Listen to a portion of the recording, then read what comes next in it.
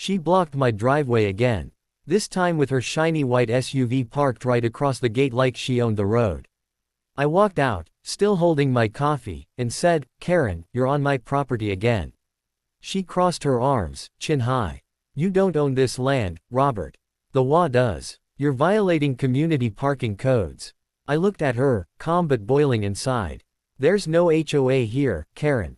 This is county land. You made that up." She smirked, holding up a paper with the fake wall logo she printed. "Oh, really? Then why did I get a complaint saying your tractor's an eyesore? Move it, or I'll call the sheriff." I laughed under my breath. "Call whoever you want. I've got work to do." She stormed off, phone in hand, pretending to talk to officers. I turned to my tractor and started it up, the sound shaking the air. 10 minutes later, she came back yelling, "You can't touch my car. I'm recording you." Her SUV sat right across the gate, blocking me from leaving my own land. I paused, took a slow breath, and said quietly, "Karen, you sure you want to record this?" She glared. "Go ahead, try something. You'll regret it." That's when I smiled. The kind of smile that says you have no idea who you're dealing with. I lowered the tractor's front loader, aimed right under her bumper, and in one smooth lift, her SUV rolled like a toy and landed half in the ditch. The look on her face was priceless. She screamed, "That's destruction of property. You're going to jail." I pulled out my phone and calmly said, "You might wanna delete that fake WA app before the real sheriff gets here, because I used to work with him." Her jaw dropped. For the first time, she didn't have a comeback. "Now," I said, wiping the dust off my hands, "move your SUV next time, or I'll just dig a deeper ditch." And right there, with her fake notice crumpled in her hand, Karen finally realized, this wasn't just another neighbor she could bully. This was the day the real fight began. Viral line: "You can't block a man's land and expect him to stay silent, not when that land is all he's fought for." The next morning, I woke up to flashing lights outside my house. Karen wasn't done. 3 sheriff cars stood by my gate, and Karen was there, crying fake tears, telling them, he attacked me with his tractor. He's dangerous. She even had her arm wrapped in a fake bandage, waving it like she'd barely survived. One of the deputies, a young guy, knocked on my door. "Sir, we got a report you damaged this lady's property and assaulted her." I stepped out, calm, holding my phone. "Assaulted? You mean the SUV she parked on my driveway?" Karen interrupted, screaming, "Arrest him. He threatened me." Her voice cracked, but not from fear, she was overacting. I sighed and looked at the deputy.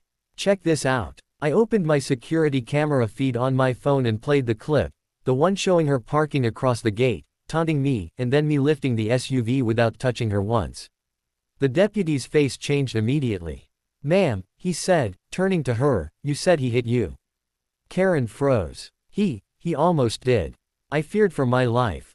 But before the deputy could say more, a black pickup truck pulled up behind them. Sheriff Coleman stepped out, the same man I'd worked with years ago when I was with the County Rescue Division. He looked at me, then at Karen, and shook his head. "Robert, what's going on here?" Karen's confident smirk returned. "Oh, thank God you're here, Sheriff. This man is a threat to the whole neighborhood." The sheriff glanced at me, then at her SUV sitting half in the ditch. "Karen," he said slowly, "you filed a complaint last year about that same driveway, didn't you?" Her face turned pale. He motioned me aside and whispered, "You still keep those old land permits?" I nodded and went inside, grabbing a dusty folder from my office. When I came back, I handed it to him. This land, including that driveway, was marked private since 1972. I just updated the deed last month. Sheriff Coleman opened the file and turned toward Karen. "You've been trespassing on his private property, ma'am." Her voice shook. Trespassing? No, that's WA land." Coleman looked right at her. "There's no WA registered for this area. You've been fabricating notices, Karen. That's a crime." The color drained from her face. For the first time, she looked small. I crossed my arms. "So, Sheriff, should I file for harassment, or wait till she blocks me again?" He smiled faintly. "File it. Let's make this official." Karen screamed, "You can't do this. I am the WA." The sheriff turned to her and said, "Not anymore, you're not." Viral line: "She tried to fake authority, but she forgot I still knew the real one." Karen didn't take it quietly. That same night, she came back when it was dark, wearing a hoodie, creeping up my driveway like some low-budget spy. I saw her on my security cameras, sneaking around my barn, trying to take pictures of my tractor. I stepped out onto the porch light flicking on, shotgun slung low, not aimed, just a warning. "Karen," I said, voice steady. "You really wanna go down this road?" She froze like a deer in headlights. "You can't threaten me with a weapon," she shouted, phone already up and recording. I sighed. "You're trespassing again, and that's a felony after today's warning." But before I could say more, she darted toward her car, shouting, "You'll pay for this. I'll show the county what kind of psycho you are." She peeled off down the road, tires screaming. I just stood there, knowing it wasn't over. The next morning, I woke up to something that made my stomach drop. Someone had spray painted, "Trespasser," across my barn door in big red letters. My mailbox was smashed. She'd gone that far. My daughter, Lily, came out crying, "Dad, why would someone do this?" I clenched my jaw, looked around, and saw tire tracks that led right back to Karen's house. I didn't need proof, I already had it. My cameras had caught everything. By noon, Karen was at it again, this time holding a clipboard with papers. She shouted across the fence, "Enjoy your last day here, Robert. The county is coming to seize your land." I walked up slowly, staying calm. "You forged documents again, didn't you?" She laughed. "Not forged, filed. You'll see." Just then, a white county truck pulled up, only this time, I recognized the driver. It was Tim Jenkins, the county property officer, and an old friend. He stepped out, confused. "Robert, why's this woman saying she's the HOA president?" Karen stepped forward proudly. "Because I am. And this man is illegally building structures without approval." Tim blinked, looked around, then said dryly, "Ma'am, this isn't HOA land. It's county farmland. And that barn was approved under federal restoration funds." Karen's confident grin vanished like smoke. What? Tim showed her the tablet screen. "His property's under the Veterans Land Program. Any interference here counts as tampering with federal documentation." I took a slow sip of my coffee and said, "Guess you should have checked who owned the land before trying to steal it." Karen's voice cracked. "You're lying, you can't be." I cut her off gently. "I'm a retired U.S.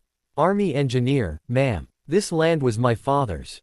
Every inch of it's protected by federal law." Her clipboard slipped from her hands. She stumbled back, whispering, "No, that can't be." Tim turned to her. "Ma'am, I suggest you lawyer up. You've just committed property fraud."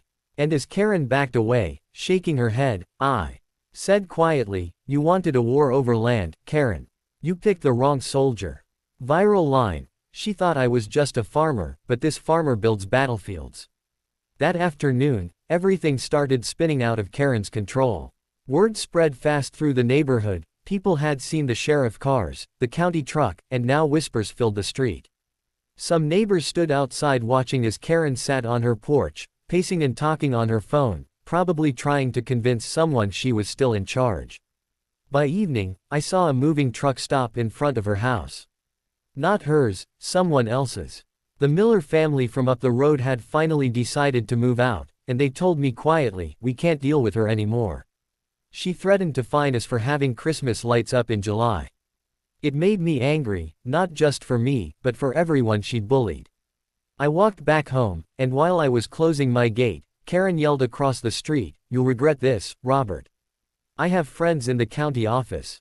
I didn't respond. I just smiled and kept walking. But inside, I knew I needed to end this once and for all. That night, I went through all my footage, the fake HOA letters, the audio of her threatening me, and even her messages from the so-called HOA group she'd created. It was all there, every lie, every threat, every forged document. The next morning, I sent it all to Sheriff Coleman and to a local journalist who covered community corruption. Within hours, my phone started blowing up.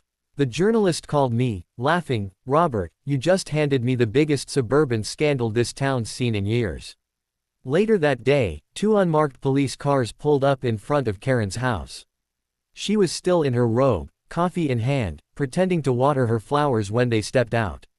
"Ma'am," one of the officers said, "we have a warrant for your arrest, fraud, harassment, and falsifying county documents."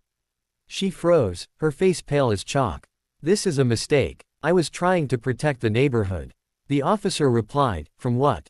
A man living on his own land. She screamed, but it didn't matter anymore. The cuffs clicked, the neighbors peeked through their blinds, and I just watched from my porch, quiet, calm. When they put her in the car, she glared at me through the window. I didn't smile. I didn't wave. I just said softly, told you, Karen. You dig deep enough into lies, eventually, you bury yourself.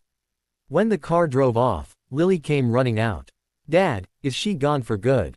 I nodded. Yeah, honey, she's gone. We both stood there for a while, watching the sun set behind the barn. For the first time in months, the air felt light again. Viral line. She built her empire on fake rules, and it all collapsed the moment truth knocked on her door. A week passed, and the street had never been quieter. No fake wall letters. No shouting. No SUVs blocking my driveway. Just peace, something I'd almost forgotten how to feel. The sheriff's office had taken Karen's files, her laptop, and even the fake WA signs she'd plastered around the neighborhood.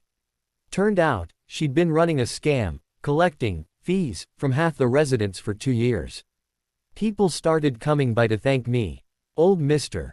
Dawson from down the lane shook my hand and said, "You did what none of us could. You stood up to her." The Millers, who had moved out, called later to say they were coming back now that things were safe.